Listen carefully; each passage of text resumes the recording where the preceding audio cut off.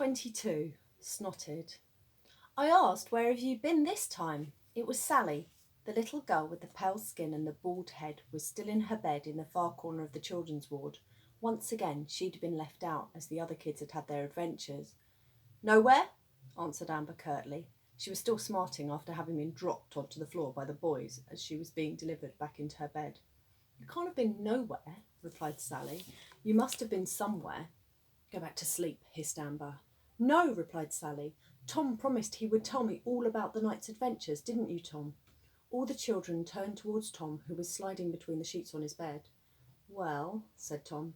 Inside, the boy was squirming. He knew beyond any doubt that the three would hate having the secrets of the Midnight Gang divulged to anyone outside the circle of trust. The boy hesitated. He felt torn. He'd only just sworn an oath to the Midnight Gang, but his heart ached for Sally, who they'd left alone in the ward night after night. However, he felt as if he had no choice. "I didn't promise anything," he replied. Immediately, Tom felt a deep pang of shame to have lied. "You did," Sally's voice was cracking. The little girl was becoming increasingly upset with them all.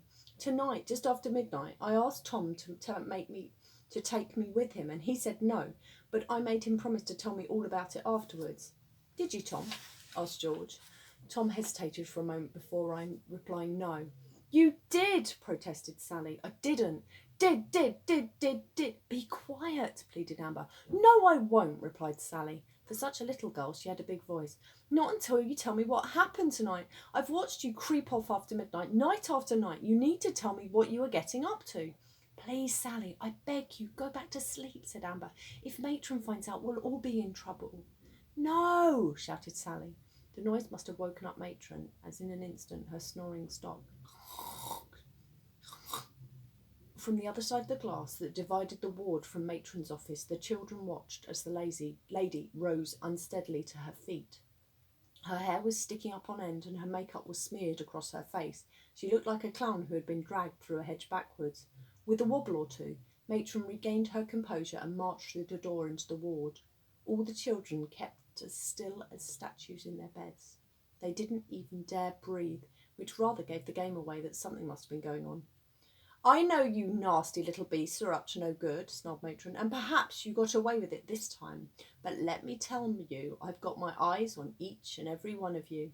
The lady paced up and down the beds, bringing her face close to each of the children. The smell of her perfume was so strong that when she reached Tom, the boy could actually feel it tickling his nose. For a terrifying moment, he thought he would sneeze, but then the feeling passed, before it came back again with a vengeance. "Achoo!" The boy sneezed right into Matron's face. Tom was so frightened that he didn't dare open his eyes to see the globules of his snot, no doubt hanging like icicles from the lady's face. Instead, he kept his eyes tightly shut and pretended that his sneeze hadn't woken him up. Matron was so disgusted by having been snotted on so spectacularly that she retreated at speed into her office. Once inside, she put on a pair of transparent rubber gloves and removed the spot from her face with antiseptic wipe after antiseptic wipe. It was some time before she was satisfied that every speck of snot was removed. Then, to console herself, Matron had another chocolate.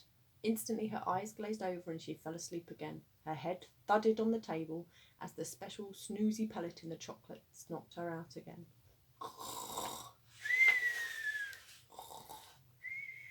"Well done, new boy," hissed Amber to Tom. "This is all your fault. Why on earth did you have to promise Sally you would tell her everything?" "I didn't promise anything." Tom was too deep into his lie to back out now. Each time he lied, the boy felt a little part of him die inside. "Doesn't matter now," whispered George. "All that matters is no one says another word tonight. Matron is on us. Got it?" "Yes, we've got it, dear," said Robin. "Now you have to be quiet too." "Stop being silly, Robin. Just stop talking and go to sleep." "I would love to go to sleep as soon as you stop telling me to go to sleep and actually be quiet for one moment. I will." "Well, both of you stupid boys shut up and go to sleep right now," whispered Amber. After that, none of them said another word.